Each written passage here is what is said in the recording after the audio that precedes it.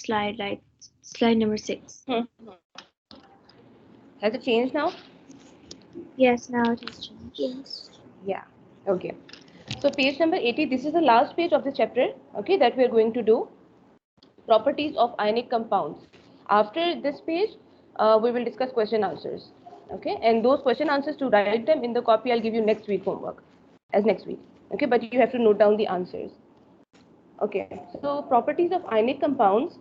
For the ionic compounds, we already discussed that ionic compounds are between which two types of elements? Between which two types? Is metal and non-metal. Hmm? Ionic compounds are formed between which two types of elements? Metal and non-metal. Metal and non-metal. Metals and non-metals. Yes, very good. It is formed between metals and non-metals. Okay. Ionic compound is formed between non-metals and non-metals. Metals form positive sign and non-metals form negative sign. Okay. Yeah. Metals always give electrons and non-metals, they take electrons. Okay, so after giving the electrons, metals get positive charge, and after taking the electrons, non-metals get negative charge. Okay, so just like we have unknown metal X, and it gives the electron, so positive sign forms on it, and we have unknown non-metal Y. Okay, and after taking that electron, it becomes negative. Okay, this is what written in the first paragraph. We have now seen how metals bond with non-metals. Metals give electrons to non-metals. This means that metals always form positive ions and non-metals form negative ions. Can you tell me what is the name given to the positive ion? Teacher, your voice is echoing. Yeah, whose mic is on? Please turn off your mic, beta. Mic or speaker. Yeah, only turn it on if you want to speak or ask anything. Okay. Miss, the positive charge ions What is the name given to it? Cations. Good. And the negative ones? anions. Very good. The negative ions are known as anions. Okay, look at the photo What of is two this X and Y? X and Y. Like suppose X is a metal, so it forms positive charge. Okay, it's unknown, any metal.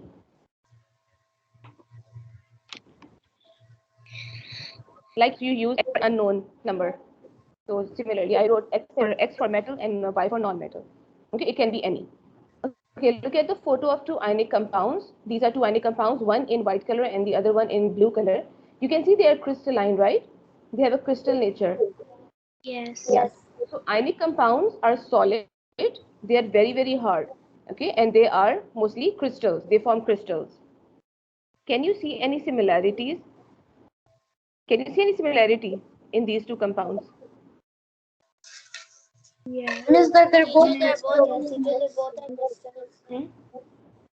Yeah, both are solid crystals. Okay, good. Solid crystals means in solid, the arrangement of particles is very tight, right? Tightly packed. The particles are arranged like this, tightly packed particles. So they have a regular arrangement of particles. Okay, this is crystal lattice. Okay, you can test an ionic compound in the next experiment. Okay, so that experiment is not included. Okay, so you can put a small cross on that experiment. That one is not included. That experiment, the experiment which is after this, it's related to electrolysis. Okay, and electrolysis chapter will come later. That is the last chapter of first term. Okay, electrolysis is the last chapter. So if I explain you now, you will get confused. Okay, so inshallah in the last chapter we'll study electrolysis. So for now, in this chapter, that experiment we excluded it. Okay, so you don't need to learn that. Now after the experiment, there are some properties, 4 properties, and you have to learn these 4 properties. Okay, and you should know the reasons also. Like ionic compounds, first property is are made up of crystals which can be split along certain angles. Okay, they are means they are solid crystals, and when you try to break them, they will break in a certain angle, like straight. They will break. Okay, if you try to guide you, so they are not like rubber or something. They are not soft. They will not break like this. Okay, so they will break at a certain angle. Either if you try to, like for example, where you are trying to hammer a solid substance, so it will break from the middle or from the side or like this. Okay, at a certain angle. So straight it will break. Ionic compounds, because of their solid crystalline nature. They have high melting points. They have very high melting point is, what is melting?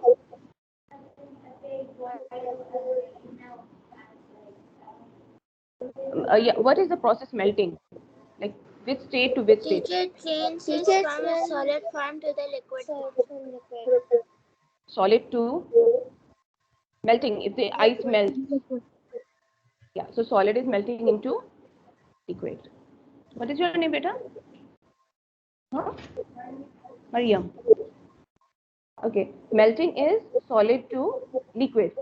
Okay. So the melting point is the temperature at which the solid melts. So ionic compounds, they have very high melting point, means at very high melting point, very high temperature, they will start to melt. Okay, very high temperature means we have to Teacher, I can't heat them. understand what you're saying. Your voice is echoing a lot. Again, turn off your mic.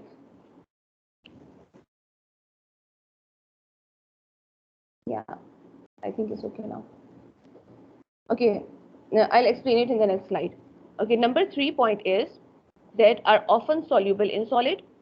Okay, you all know solubility. Okay, they are soluble in water. So ionic compounds, for example, the best example of a solubility is NaCl, salt, common table salt.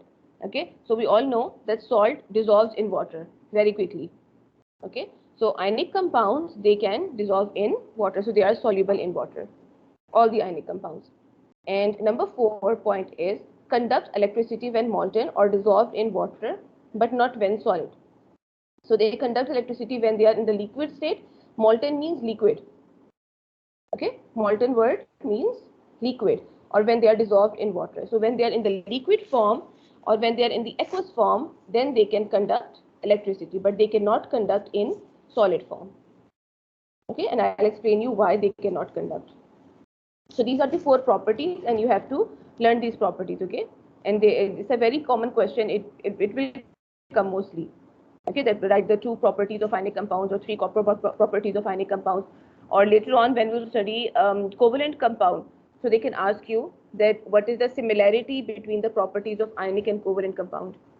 Okay, or what is the difference between ionic and covalent compounds. So you should know these properties. Okay, they are important, so you can write important on them.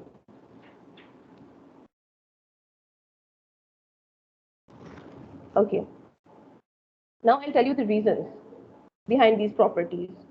Okay, so the first one, they are made of 7b.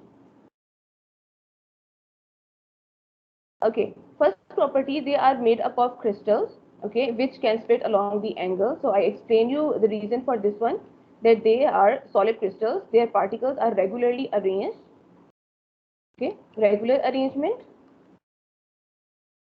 of particles, okay, and when you cut them or when you try to hammer them, then they split at a certain angle. This is split straight, they break straight, okay, in a straight line and in any direction, at any angle. They will not split randomly. Number 2, have high melting points, means they're solid. When we want to change the solid structure, solid ionic compound into liquid, then we have to heat it at a very high temperature. Heat very high. Okay, we have to heat at a very high temperature because the particles are so close to each other and the force of attraction between them is so strong that they have to absorb much energy to break these forces. Okay, so the force of attraction, I'm writing the attraction is attraction between particles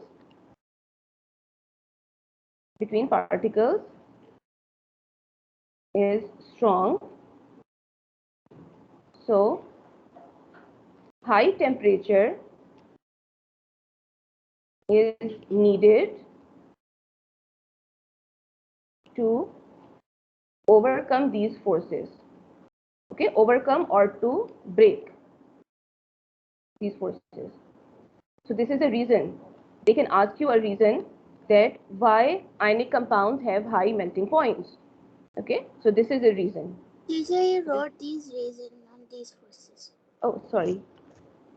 These forces.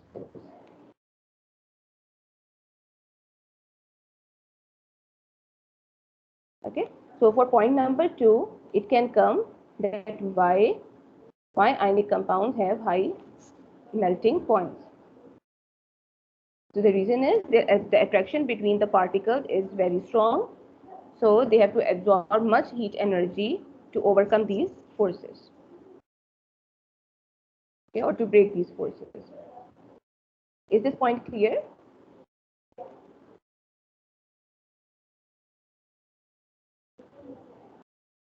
Okay, ionic compounds are often soluble in water. Often soluble in water means they are mostly they are soluble. Mostly they dissolve in water. Okay, how they dissolve in water? That ionic compounds, for example, okay, you can give the example of NaCl if the question comes that why they are soluble in water. Okay, so you can give the example of NaCl, that when NaCl, when we put NaCl or table salt in water, it splits into Na positive and Cl negative. Okay, it will give Na positive and Cl negative, and this Na positive and Cl negative will dissolve in water. It gets surrounded with the water molecules. Okay, splitting, after it splits into its ions, it gets surrounded by water molecules, and when it gets surrounded, then it will dissolve. Okay, so I'll write it here that it gets surrounded by water molecules.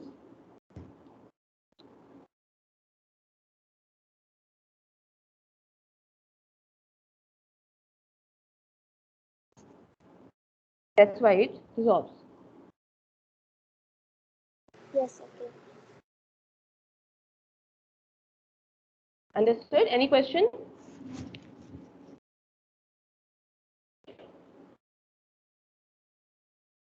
Okay, next point. Yes, I have a question.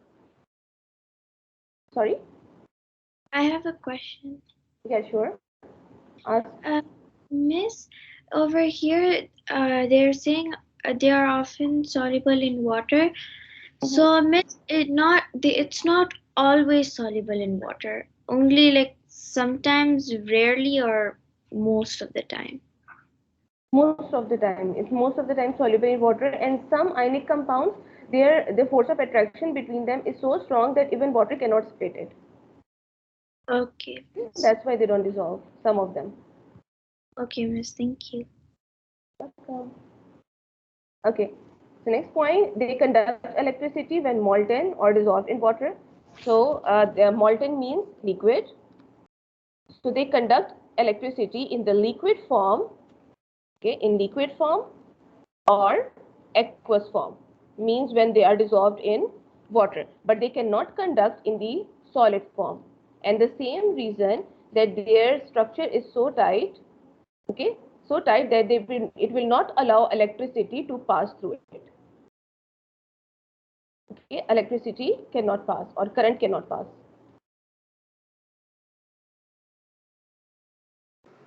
So electricity cannot pass through these ionic compounds. Yes, through the solid ionic compound. Yes. Okay, through solid. So there is a difference in liquid or aqueous form. The particles are they are far from each other. They are a little bit loose. Okay, liquid arrangement. We know that liquid arrangement is a loose arrangement. So the particles, they have spaces between them. Okay, so if they have spaces between them, then electricity or the current can pass easily. Okay, so they can they can conduct electricity, but not in solid form because they don't have any space between them. Okay, do you know what is current? It's the flow or the movement of which particle? Electrons. Okay, current is the movement of electrons. Okay, so there must be a space available for the electrons to move. Okay, so in solid state, in solid arrangement, there is no space for the electrons movement. Okay, so electricity cannot pass. So these are the reasons. Okay, and you should know the reasons of each and every property. And similarly, I will tell you the reasons for covalent bond property also. Okay, which we'll study in the next chapter.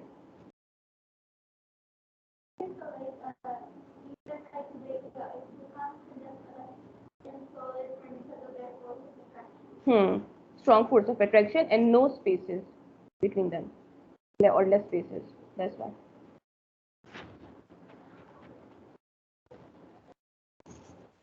Okay, can I change the slide? Yeah. This page is complete, or this chapter is also complete. Okay. Next is, this is your homework for this week, for week 2. Okay. So in copy, you have to draw neat structures of these compounds. Okay, MgO. Okay, we discussed it in the last class. Okay, in yesterday's class, we discussed MgO in the starting. Okay, magnesium oxide, and sodium oxide is, the sodium oxide structure is there in the book, and we discussed it also. Okay, only this one is new. Okay, which is for your practice. Okay, this was, so just try it out. Okay, try it. Like calcium, first write the electronic configuration of calcium, then write for chlorine and see that how many electrons will be transferred. And the formula is here, so it's clear that there will be 2 chlorines in it, 2 chlorine atoms. Okay, so I think that calcium will give 1 electron to 1 chlorine, other electron to other chlorine. Okay, so just try it out by yourself. So these are the 3 compounds, and you have to draw neat dot and cross diagram for them. Number 2, complete and submit worksheet 1. So worksheet 1, inshallah, in the next 3rd class, I will discuss worksheet 1 with you. Okay, and I will post it on OneNote also. Teacher, Yes, what is the worksheet 1? I will tell you. I'll discuss it with you in the 3rd class, in the next class. Okay. Okay. So I'll discuss that worksheet with you. I will post that worksheet on OneNote also, so you can complete and submit. So these are the 2 homeworks. And I'll give you 4 or 5 days for submission. Okay. Okay. So this is your homework. Please note it down, and then we'll start discussing the question answers.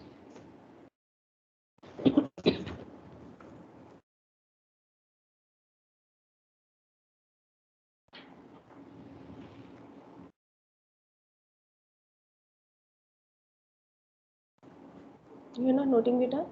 Not writing? Note down the homework. Yeah. Okay.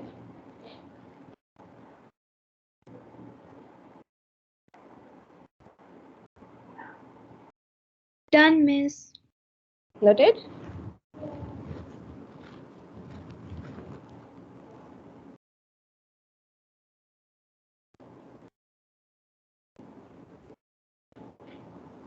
Okay. Now open page 83 of your book. On page 83, there are 6 questions, and all of them are included. Okay, all of the questions. So we'll start discussing, and rest of the questions we'll discuss in the next class. Okay. And except question number 1, okay, except question number 1, you have to do all the questions in copy. Okay, but this is not your this week's homework. This will be your week 3 homework. Okay. I don't want to give you more burden or more work. So yeah, these question answers, to do them in copy, that will be your week 3 homework. So if you get time, you can start doing them. Okay, otherwise you can do them next week. Okay, except question number 1 is just fill in the blanks, so don't need to do again in copy. Yeah, in the book. Copy and complete. Number 1, dash compounds are made from metals and non-metals. Miss, can I tell the answer? Teacher, can I tell the answer? Anyone? Miss, ionic compounds. Ionic, good. Ionic compounds are made from metals and non-metals. Okay, metals always form dash charged ions and non-metals form dash charged ions. Positive. Positive Charge charge and the non-metal negative. form Metals negative. form positive. Okay, but we will not write positive because metals always form positive charged ions. Positively we will write. Okay, so to make the proper sentence, positively charged ions and non-metals form Negatively charged ion. negative.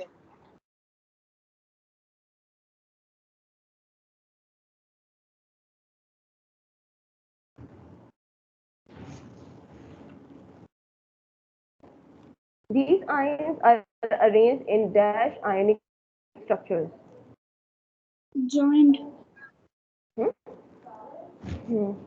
Yes, Beta, what are you saying? Solid, yes. Solid ionic structures. And there is a word which we use for crystalline regular arrangement. Okay, the ionic compounds, as we all know, ionic compounds form crystals. So crystals have a regular arrangement of particles. Regular arrangement. So this is just information. Maybe this word will come later on.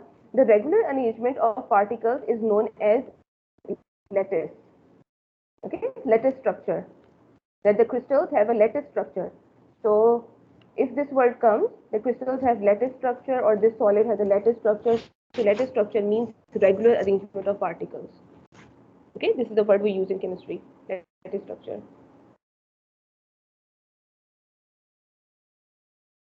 Their crystals have dash melting point. High melting point. Very good, high. And many will in water. Dissolve. Dissolve. Many will dissolve in water. They conduct dash Van Molten. Yes, they conduct. I'm writing here. Electricity. Very good. They conduct electricity when molten or when in solution, but not when they are dash.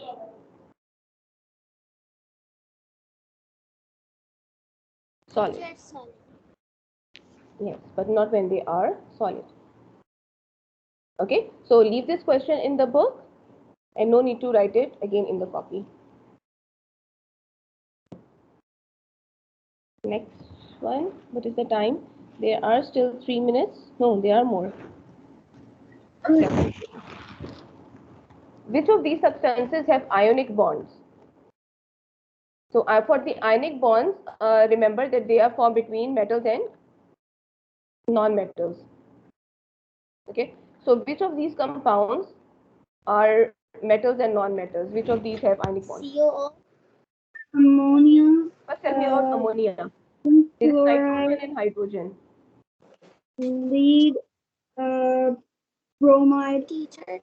Potassium fluoride. Teacher, copper oxide is an ionic bond. No, just tell me one by one. Tell me about ammonia. Is this ionic compound or not? No. Ammonia No, is not an it's not an ionic compound. So, and copper oxide? It's a Yes, ionic compound. it is. Yes, it is. You will see the periodic table. In the periodic table, we know that periodic table will be given to you, right? So in the periodic table, you will see that the elements, these elements are metals in the starting, okay, and the end metals, they are the end elements are non-metals. Okay, so you have to see that nitrogen and hydrogen where it comes. So if it comes here, nitrogen, so for nitrogen is here in group 5, I guess. Okay, nitrogen is in group 5 and hydrogen, although it's present in group 1, but hydrogen is a non-metal, so these two are non-metals. Okay, only this hydrogen is a non-metal. In the last class in grade 6 we studied about periodic table, so only hydrogen is the one which is a non-metal here. Okay, otherwise all of them are metals. So nitrogen and hydrogen, you can see the periodic table to see if they are non-metals. So there's no ionic, they are not ionic compounds, they are covalent compounds. Okay, and for copper oxide, copper is present here in the transition metal and oxygen is present here. So between metal and non-metal is ionic compound. Okay,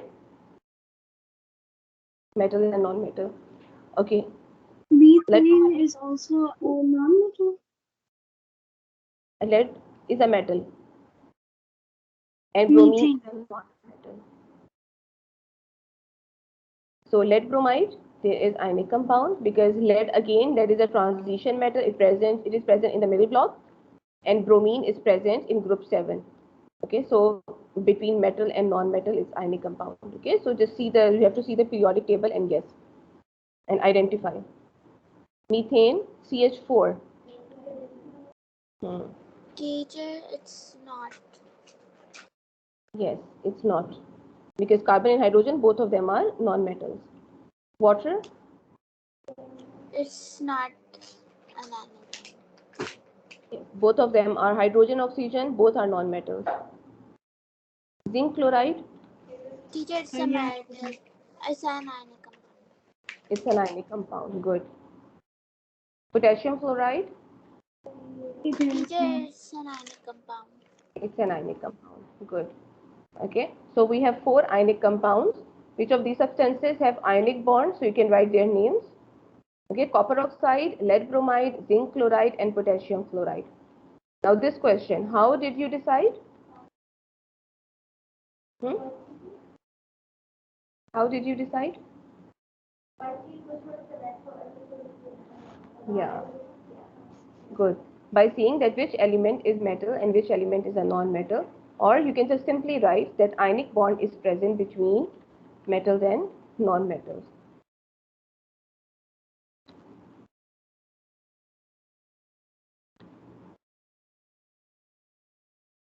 Present between metal and non-metal.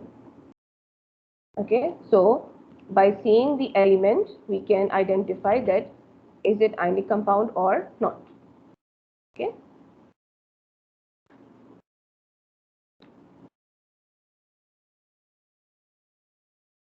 I'm not writing for. Okay? Just note it down. Miss, what did you write over here after present B/W? This is short form of between. Okay, you should not use short form. Get right full in your copy.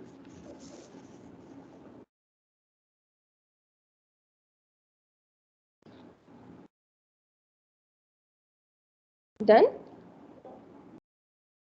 No, miss, I'm not done yet.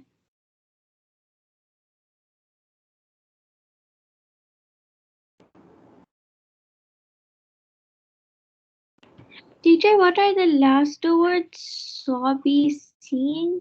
By seeing. So by seeing, and I wrote dot dot dot. Okay, so it means that you have to write it by yourself. So by seeing the elements, you can identify either they are ionic compounds or not. Okay, miss. So write by Miss, is yourself. that written in the book? Which thing? No, it's not. So, miss, we're supposed to. That thing you're supposed to write by yourself. Like understand it and then write. Teacher, Teacher, can you tell the full answer again? Ionic bonds are present between metals and non-metals. So by seeing the elements, we can identify whether they have ionic bond or not. Okay, thank you, teacher. Okay, next question. Question number 3. Explain using diagrams to help how the atoms in A and B below transfer electrons to form ions. Remember that the first shell can hold 2 electrons and the second shell 8 electrons, and the third shell can also hold 8 electrons. Okay, so it means they are saying that you have to write the diagram. You have to draw the diagram first and then explain that how it is formed. Okay, so between lithium fluoride, you have to draw the diagram, means dot and cross diagram. Draw dot and cross diagram. Dot and cross for each element. Okay, each compound. So first draw dot and cross diagram for lithium fluoride. Okay, and for B, again draw dot and cross diagram first. dot and cross for potassium chloride. Okay, the number of electrons are given to you. So first you have to draw dot and cross diagram. Secondly, after drawing the dot and cross diagram, then you have to explain.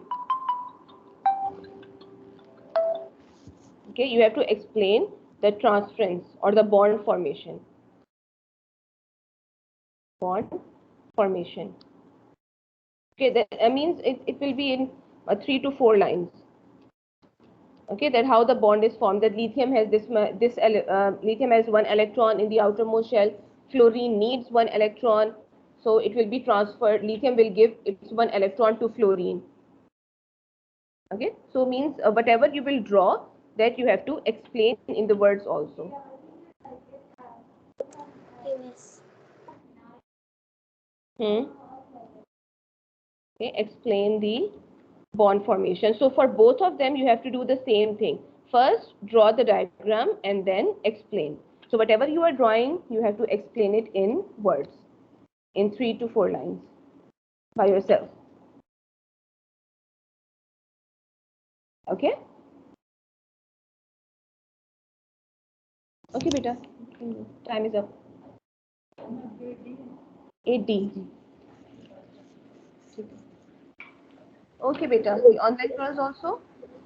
The time is up. You can go. I'll see you in the next class. Okay? And today, inshallah, I will upload the worksheet. So in the next class, you should open the worksheet in front of you, and then we will discuss it. Okay? Love this miss. Okay, miss. Have a nice day. Hafiz. Yeah. Only my explanation I will share.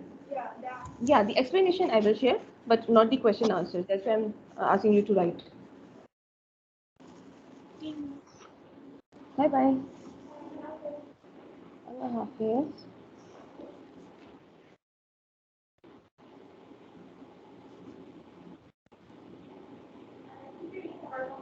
Huh? Yes.